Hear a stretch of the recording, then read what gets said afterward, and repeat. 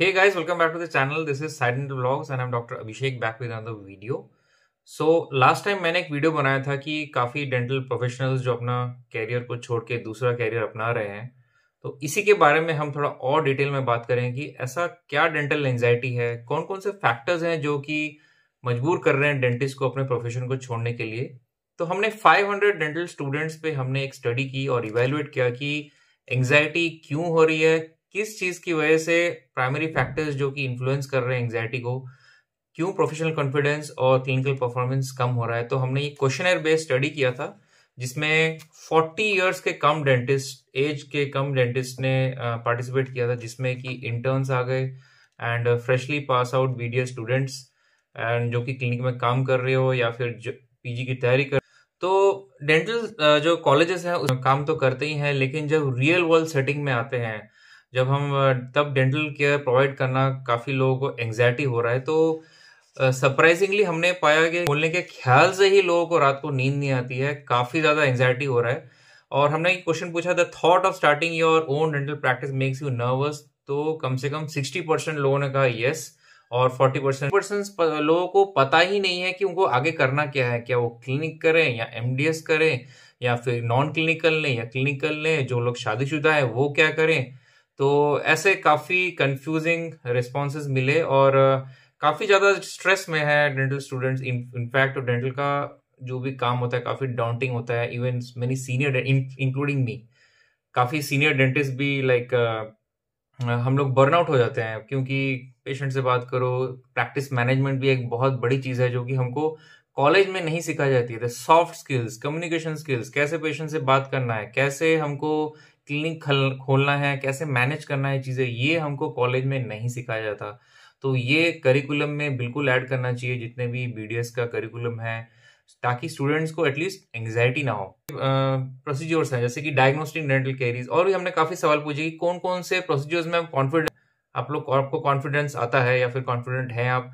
तो हो गया जैसे कि डायग्नोसिंग डेंटल केरीज हो गया, फिर identifying oral lesions, interpreting radiographs और फीलिंग्स वगैरह में लोग काफ़ी कॉन्फिडेंट देखा गया और हमारे स्टडी में। लेकिन जब भी सवाल उठता है कि सर्जिकल कॉम्प्लिकेशंस या फिर इम्पैक्शंस या फिर रूट कैनाल ट्रीटमेंट, तो कॉन्फिडेंस लेवल काफ़ी ज़्यादा कम हो गया स्टूडेंट्स का इसमें क्वेश्चनर के बेसिस के। तो आप देख ही रहे होंगे, मैं पाई चार्ट भी साथ में डाल रहा हूँ।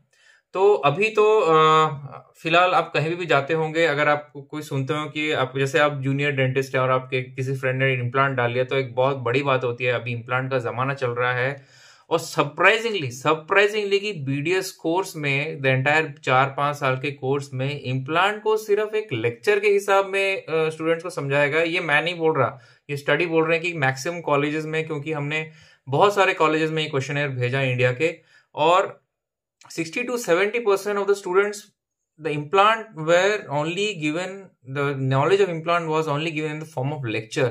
और हमने ये भी पूछा कि क्या आपको डेमो दिया गया नहीं। काफी कम लोगों को डेमो दिया गया। डेमो मतलब कि आप सिर्फ खड़े रहोगे और आप देखोगे।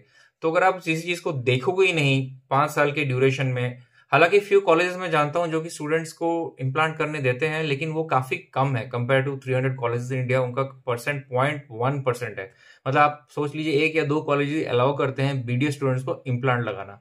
इसीलिए क्या होता है कि जब हम बीडीएस पास करते हैं तो उसके बाद क्या हो रहा है कि डेंटल स्टूडेंट्स को एक्सट्रीम एंग्जाइटी हो रहा है कि वो क्लिनिक मैनेज कैसे करेंगे। काफी चीजें इंक्लूड नहीं है, जैसे कि इमरजेंसी केयर। सपोज पेशेंट को कोई आपको इंजेक्शन देना हो, कार्डियक अरेस्ट हो गया या फिर आपको मायोकार्डियल इन्फेक्शन हो गया पेशेंट को, तो कैसे हम उन स्टूडेंट्स को पढ़ाएंगे, कैसे इन चीजों को हम अपने सब्जेक्ट्स में लाएंगे ताकि जब भी क्लिनिक खोले कोई भी, तो उसको बिल्कुल कॉन्फिडेंस हो। अभी इतने सारे क्लिनिक्स खुल गए हैं, क्या हो रहा है कि प्रॉब्लम मैं बताता हूँ, जो जेन्युइन प्रॉब्लम है आपको बताता हूँ। कि कोई भी फ्रेशर बीडीएस आया तो क्या होता था, एक ही क्लिनिक रहता था और उसमें बहुत पेशेंट्स आते थे, तो सबको इक्वली काम मिलता था और जिनको काम नहीं भी आता है उनको भी काम वो सीख जाते थे।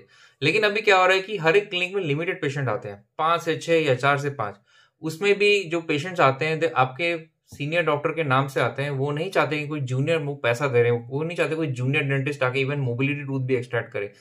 तो कहाँ से सीखेंगे स्टूडेंट्स? सप्लाई ज्यादा है, डिमांड कम है। तो अपना किसी कॉलेज में अगर आपको एक मेंटर है तो आप किसी मेंटर को पकड़िए, उनके क्लिनिक में काम सीखिए। और मैं नहीं बोल रहा कि आप इंटर्नशिप के बाद ही सीखिए, आप फाइनल ईयर में वीकली वंस भी जा सकते हैं किसी क्लिनिक में काम सीखने के लिए। अब बहुत सारे इंडिविजुअल वर्कशॉप कोर्सेज ये भी आप कर सकते हैं थोड़ा फीस देके, क्योंकि ऑलरेडी आप बहुत ज्यादा फीस दे चुके हैं बीडीएस कोर्स में।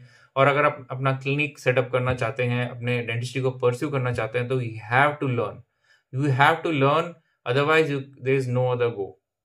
ठीक है। अब क्लिनिक करने के बाद भी काफी सारी कॉम्प्लिकेशंस आती हैं, वो तो बाद की बात है, लेकिन इनिशियल स्टेजेस में आपको भी अपने पेरेंट्स को प्रोफेशन दिखाना है कि हमने कुछ किया है। इससे अच्छा किया वही कोर्स पहले करते rather than डूइंग बीडीएस।